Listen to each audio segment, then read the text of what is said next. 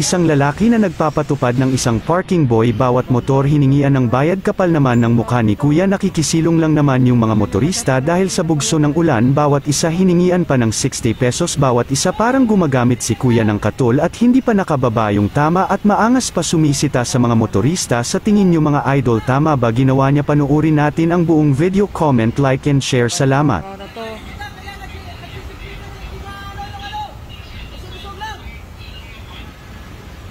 Grabe, mas malupit pa sa mga traffic enforcer to, mga idol. Kaya nga yung bayad nyo, baka kasi kayo umalis. Kagaya yung kanina, yung umano doon, hindi nagbayad eh, bigla lang umalis. Bayad saan, sir? Sa parking.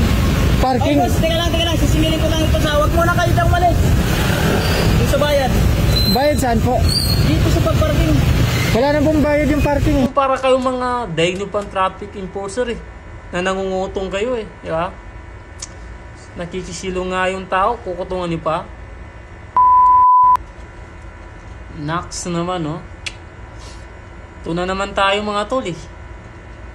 Alam niyo mga tol, ang lalaki ng mga katawan ninyo, mga boss, magtrabaho kayo para sa sarili ninyo, di ba? Hindi yung para kayong mga daig nyo pang traffic enforcer eh, na nangungutong kayo eh, di ba? Nakikisilo nga yung tao, kukutungan niyo pa. Nakapakano nyo naman mga boss, di ba? Wala ba kayong ano? Parang yan lang ba yung hanap buhay ninyo? Na yung mga taong naghahanap buhay, nakikisilong lang, pinagkikitaan ninyo? Sa inyo ba yung ano na yan? Yung silungan na yan? Para sa mga taong dumadaan dyan na inaabutan ng ulan, mga tol. Ha? Hindi pwedeng ganyan yung ginagawa ninyo eh, kasi wala kayong mano sa sarili ninyo kung hindi mangutong sa ibang tao.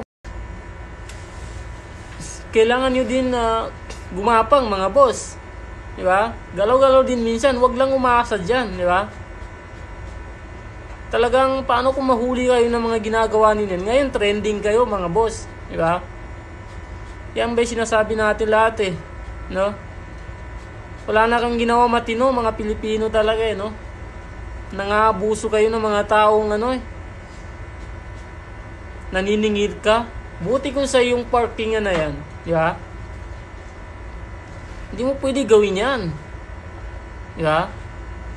Dapat magkaroon ka ng ano dyan, may kaso ka dyan boss, mali yan eh, di ba? Bigyan ito ng aksyon, ha? Nakakapagod magsalita eh.